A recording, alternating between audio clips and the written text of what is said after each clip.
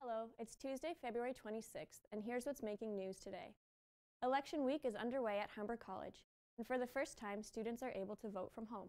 Students received an email with a link they can cast their ballot from, or Lakeshore students can go to the polling station located in both cafeterias. For more election coverage, you can head to skedline.com. Doug Ford's government is creating a central agency called Ontario Health to oversee the province's $60 billion healthcare system. Unveiled Tuesday, the new super agency will be formed by dissolving the 14 local health integration networks and merging their duties with those of 6 provincial health agencies, including Cancer Care Ontario. These changes will be contained in new legislation, the People's Healthcare Act 2019, and will be tabled Tuesday afternoon. President Trump is holding a summit in Vietnam this week with North Korea's Kim Jong-un. Trump will try to coax North Korea's dictator into shutting down his country's main nuclear facility. This step falls short of complete denuclearization, but would carry great symbolism for both countries. Singer-songwriter, producer, and alleged rapist R. Kelly walked out of a Chicago jail Monday after posting $100,000 bail.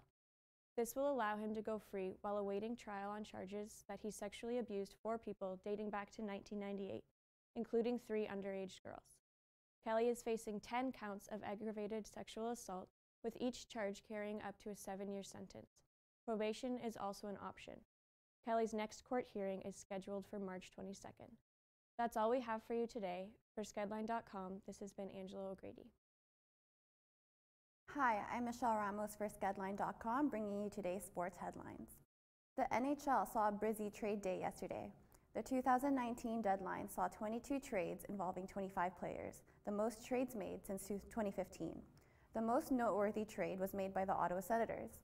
The Senators traded Mike Stone to the Las Vegas Golden Knights in exchange for Eric Brandstrom and Oscar Lindberg and a second-round pick.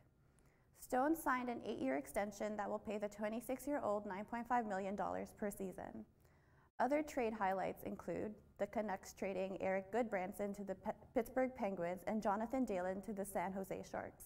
The team also acquired Boston forward Tanner Pearson. The Winnipeg Jets also made some mentionable deals and acquired Kevin Hayes from the New York Rangers for Brandon Lemieux, a first-round pick and a conditional pick. The Maple Leafs had a quiet trade day as they traded Par Lindholm for Nick Pettin. The Toronto team, however, ended the night with a celebration as they claimed a 5-3 win over the Buffalo Sabres. Toronto rallied back from a bad first period and an early 1-goal deficit and scored 3 goals in just over 2 minutes during the second period. Austin Matthews hit his 30-goal mark during the 4-goal second period and became the first Toronto player to score 30-plus goals in his first season. John Tavares, Frederic Gauthier, and Tyler Ennis also scored during the 4-goal period. Kasperi Kapanen secured the win by adding on an unassisted goal in the third. The Leafs will be back on home ice to face the Edmonton Oilers on Wednesday. The Raptors will be trying to bounce back from a 15-point loss to the Orlando Magic when they return to face the Boston Celtics tonight at Scotiabank Arena. The loss to Orlando ended the team's 7th straight-up game winning streak and marks the 5th time the team has failed to reach the 100-point mark on home court. The Raptors continue to trail the Milwaukee Bucks for the top spot in the Eastern Conference standings. The Celtics have dropped to 5th place after their loss to the Chicago Bulls. Tip-off is tonight at 8 p.m. Former Blue Jay Troy Tulowitzki had his revenge on the Toronto team yesterday afternoon when he hit a home run against former teammate and friend Marcus Stroman. Tulowitzki made the home run just 2 pitches into his first spring training game in 2 years. Tulowitzki took a strike from Stroman leading off the bottom of the first, then homered down the right field line. The former Blue Jay says this home run was extra special and called the solo shot the biggest spring training home run he's ever hit. The Toronto Blue Jays released a 34-year-old off the team just 2 months ago after 2 injury-plagued seasons.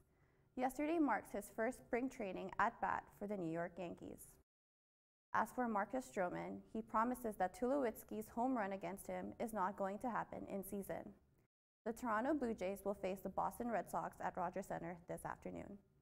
Those are today's sports highlights. I'm Michelle Ramos for skedline.com. Thanks for watching. Good afternoon. I'm Michaela Pereira, and here's your entertainment news for today.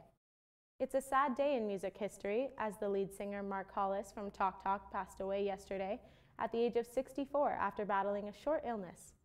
Many popular figures from the music world have paid tribute to Hollis following his death. Hollis was one of the creative masterminds for the group Talk Talk, which made a name for themselves with their 1980s hit singles such as It's My Life, Today, Talk Talk, and Life's What You Make It. Ariana Grande has asked fans that will be attending her upcoming tour to buy see-through bags to help the flow of security. Grande's new policy is understood to be part of the tighter security measures which are being brought in by the singer for her upcoming tour. Ariana Grande's concert in Manchester was targeted by a bomber back in May of 2017. The tragic event left 22 people dead and hundreds injured. Grande is now taking strict measures to ensure her concert will be a safe event for all fans. She has made it clear that security will be very precise and strict at each concert. The tour will be beginning in August of this year. Ellen Pompeo will never say no to more Grey's Anatomy.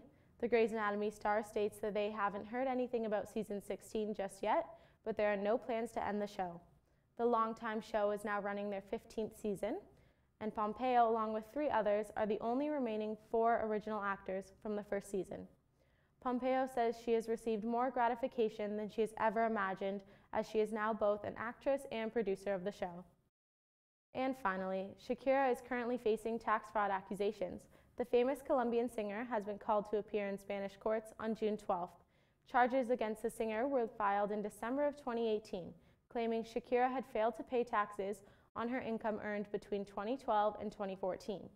The Spanish court said that Shakira has failed to pay a total of 14.5 million euros. Shakira's representative stated after the accusations were filed that the singer did not live in Spain until 2015 and had met all of her tax obligations. I'm Michaela Pereira, and this has been your entertainment news for Skedline.